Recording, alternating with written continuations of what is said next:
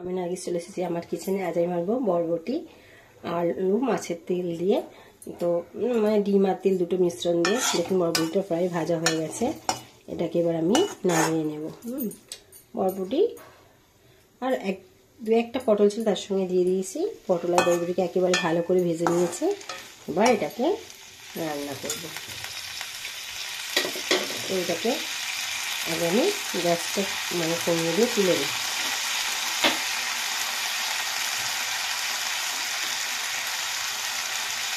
এটাকে আমি ঢেলে নিলাম।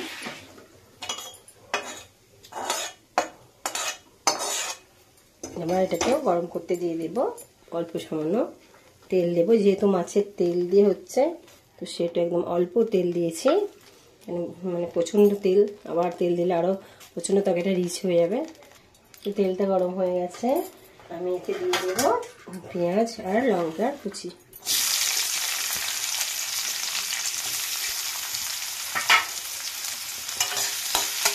এতে ফ্লেমটা বাড়িয়ে দিলাম, এতে লাল করে নেব। মাছের পেঁয়াজটা লাল হয়ে গেছে, একটু জল দিয়ে দিচ্ছি। জল দিয়ে দেব সামান্য একটু হলুদ কালার হওয়ার মতো, আর দিয়ে দেবো একটু কাশ্মীরি লঙ্কা গুঁড়ো দিয়ে এটাকে ভালো করে কষিয়ে নেব।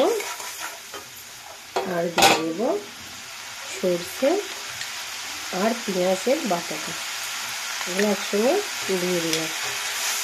দিয়ে নামিয়ে আর দিয়ে দেবো স্বাদ মতো নুন।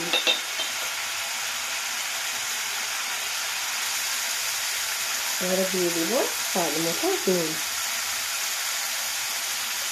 দিয়ে এগুলোকে ভালো করে নাড়িয়ে চাড়িয়ে নিয়ে নেবো। নিয়ে এসে দিয়ে দেবো মাছের তেল আর ডিমটা। মাছের তেলটা আর ডিমটা দিয়ে দেবো, হালকা করে নেড়ে নেবো।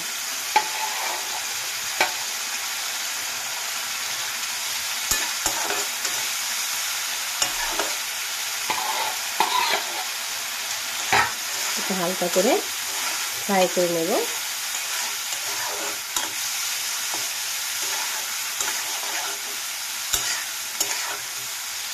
এবার এতে মানে অল্প সামান্য সেই সর্ষে পেঁয়াজ বাটা জলটা দিয়ে আলুটা দিয়ে দেবো। আলুটা দিয়ে দিলাম। আলুটা দিয়ে অল্প সামান্য একটু ঢাকা দিয়ে দেবো।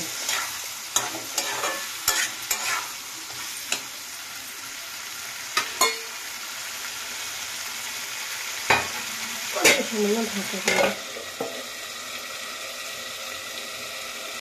তো ঢাকাটা খুলে একবার কষিয়ে নেব। এবার দিয়ে দেবো ভেজে রাখা বরবটিটা।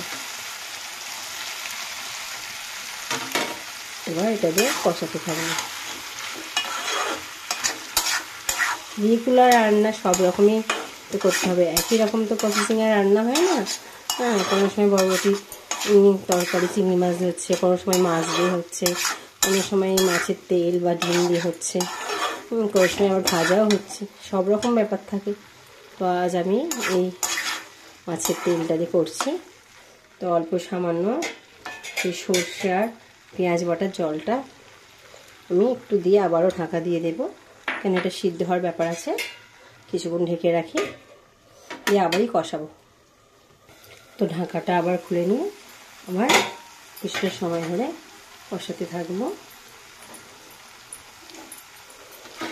এটাকে আবারও কষাচ্ছি। আমি গ্যাসের ফ্লেমটা কমিয়ে রেখেছিলাম, এবার বাড়িয়ে দিলাম, গ্যাসটা হাই করে দিয়েছি। তো এতে একটু জল দেবো। মিক্সিতে বাটা পেঁয়াজ আর সরষের পেস্টটা ছিল, ওইটাকে ভালো করে ধুয়ে দিয়ে দিচ্ছি জল দিয়ে আবারও কষা।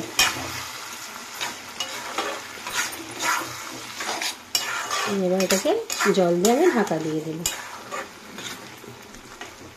সেদ্ধ হয়ে গেছে আলু আর বরবটিতে ভালো করে ভাজাই ছিল। তো এবার এটা একটু জল দিয়ে দিই, দিয়ে ঢাকা দিয়ে দেবে, কেন তরকারিটা মাখা মাখা হবে। একেবারে মাখা মাখা হবে, তো সেটা এটাই সেদ্ধটা পুরোপুরি হয়ে যাবে।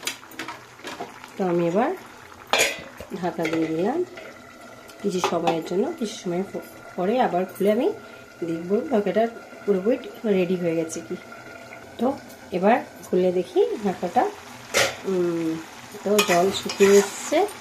এবার এটাকে আরও দু চারবার নেড়ে ছেড়ে দেবো। পুরো সেদ্ধ হয়ে গেছে, হ্যাঁ, তেমন জলও নেই, তরকারিটা একদম মাখা মাখা হয়ে গেছে। আলুগুলো একটু গেলে দিলাম, যেহেতু চন্দ্রমুখী আলু সেটা অল্প সময়ে সেদ্ধ হয়ে গেছে, আপনাদের কম সময় সেদ্ধ হতো না। আর নাড়াচাড়া করে নিয়েছি। দেখুন পুরোপুরি আমার রান্নাটা একেবারে রেডি হয়ে গেছে। আমি এবার গ্যাসটা অফ করে দিচ্ছি। গ্যাসটা অফ করে দিয়েছি, রান্না রেডি। তো আমার রান্নাটা যদি ভালো লাগে আপনারা আমাকে লাইক করবেন, শেয়ার করবেন, আর কমেন্ট বক্সে জানাবেন কেমন হয়েছে আমার রান্নাটা। আর নতুন কেউ হলে আমার চ্যানেলটা সাবস্ক্রাইব করে দেবেন। আজকের মতো এতটাই, আবার কোনো নতুন রেসিপি নিয়ে আপনাদের সামনে হাজির হব। সবাই সুস্থ থাকুন, ভালো থাকুন, খোদা হাফেজ।